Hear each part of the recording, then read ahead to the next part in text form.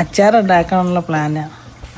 വളരെ വളരെ നല്ല പ്ലാനാണ് ചേച്ചി. ഇങ്ങനെ എന്തെങ്കിലുമൊക്കെ ഉണ്ടാക്കണം, എങ്കിലല്ലേ ഞങ്ങളെ പോലുള്ളവർക്ക് ഇത് കാണാനൊരു ഇൻട്രസ്റ്റ് ഉണ്ടാവുള്ളൂ.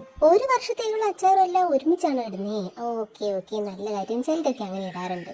പിന്നെ ഇത് പക്ഷെ കണ്ടിട്ട് ചേച്ചി ഉപ്പിലിടാൻ പാകത്തിനാണല്ലോ. ഇത്രയും വലിയ പീസായിട്ടാണോ നിങ്ങളൊക്കെ അച്ചാറിടുന്നത്?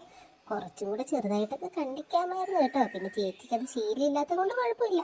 പിന്നെ കഴിക്കുന്ന നിങ്ങൾക്ക് കുഴപ്പമില്ല, പിന്നെ കാണുന്ന ഞങ്ങൾക്കാണ് കുഴപ്പം. വീട്ടുകാർക്ക് ഇല്ലാത്ത പ്രശ്നം നമുക്ക് എന്തിനാണ് ഗൈസ്? നമുക്കത് വിട്ടേക്കാം. അവരുടെ ഇഷ്ടം, അവർ കഴിക്കുന്നു, അവരുടെ വയറ്, അവരുടെ സാധനം.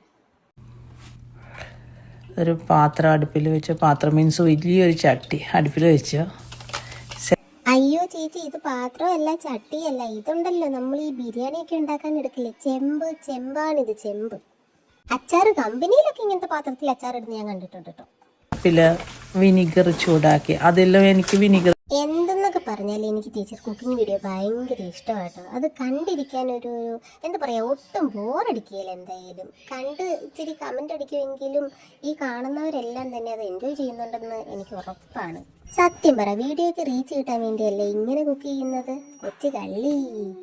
മാങ്ങ പരിപാടി കഴിഞ്ഞു. അധികം തീയിലിട്ട് വേവിക്കേണ്ട മാങ്ങ, അതിൻ്റെ ക്രഞ്ചിനെസ് പോകുക. മാങ്ങ കഴിഞ്ഞു, അച്ചാർ റെഡിയായി.